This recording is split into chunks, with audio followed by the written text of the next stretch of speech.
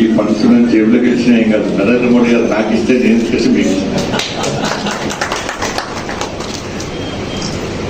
మరి మీకు ఇవ్వాల్సిన బాధ్యత నాది ఉంది కాబట్టి తప్పకుండా దాని బాధ్యతగా మీరు అడిగిన వెంటనే గుర్తించి నాకు తోచిన సహాయం మీకు చేయడం జరిగింది. నేను అది అలా చూస్తుంటే నిజంగా ఇచ్చింది సార్థకతగానే భావిస్తున్నాను. కూడా రాబోయే రోజుల్లో కూడా నా వంతు ఎంత సహాయం అయితే అంత సహాయం నేను చేయడానికి సిద్ధం కూడా దాన్ని ఇబ్బంది లేదు. దాన్ని కూడా ప్రెస్ అంటే మొదటి నుంచి కూడా నాకు అభిమానం అయిపోతుంది.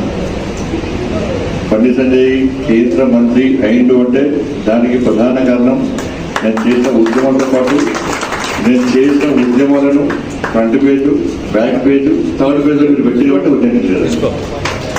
ఈ 3 పేజీలను బాగా గుర్తున్నాను. మీడియా సపోర్ట్ లేకుండా నేను స్థాయికి వచ్చేవాడిని కాదు. నేను చేసిన ఉద్యమాల విషయంలో కరీంనగర్లో అప్పుడు నేను కేవలం కరీంనగర్ నగరానికి మాత్రమే పరిమితం. కానీ నగరంలో జరిగిన కార్యక్రమాలు కూడా అప్పుడు ఉమ్మడి జిల్లా వ్యాప్తంగా ఫ్రంట్ పేజ్, బ్యాక్ పేజ్ వచ్చింది. నాకు చాలాసార్లు మా వెంకయ్య గారు చెప్పేది, ప్రెస్ వాళ్ళు ఎంబడి మనం పడద్దు, మనబడే ప్రెస్ వాళ్ళు రావాలంటే అటువంటి సంచలనమైన కార్యక్రమాలు చేయాలి, అటువంటి మంచి కార్యక్రమాలు చేయాలి. అందుకే మీకు ఏముంటుందంటే కుక్క మనిషిని కడితే సరే బ్రేకింగ్ కాదు, కుక్క దొరకొట్టి మనిషి కడితే బ్రేకింగ్ కాదు. సంచలనం ఉండాలి. ఆ సంచలన వార్తల కోసం వాళ్ళు ప్రయత్నం చేస్తారు. ఒక బ్రేకింగ్ న్యూస్ హెడ్లైన్స్ వచ్చినాయంటే వాళ్ళు కూడా రిపోర్ట్ కూడా గుర్తింపు వస్తుంది. అటువంటి కార్యక్రమాలు, ప్రజా కార్యక్రమాలు చేయాలని చెప్పి చాలా మంది సీనియర్ నాయకులు చెప్పాక నేను కరీంనగర్లో అటువంటి కార్యక్రమాలు చేస్తాను.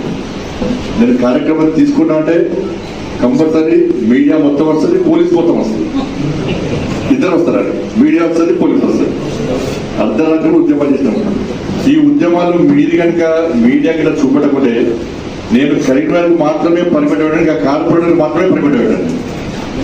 ఇవాళ ఆ రోజు మీడియా ఉమ్మడి జిల్లా వ్యాప్తంగా చూపెట్టింది కాబట్టి ఈరోజు వెమ్లవాడ అయినా, సిరిసిల్ల అయినా, పానకోటూరు అయినా, హుజరాబాద్ అయినా, ఉస్మానాబాద్ అయినా, చొప్పదండైనా ఎక్కడైనా కూడా బండి సంజయ్ తెలుసు అంటే దానికి ప్రధాన కారణం కేవలం మీడియా.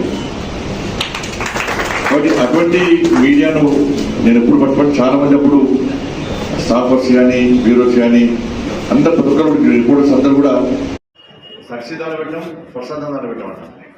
ఈ సంవత్సరం గ్యారంటీ ఇస్తా అని చెప్పి మొన్న సంవత్సరం ఎందుకేంటంటే గతంలో ఇచ్చినటువంటి హామీలు ప్రామిసెస్ ఉన్నాయి కాబట్టి కొన్ని ఈసారి ఇస్తా అని చెప్పి మొన్న మంత్రి గారు వస్తే ప్రభుత్వం ప్రామిస్ చేసి 50% ఇస్తాను చెప్పండి.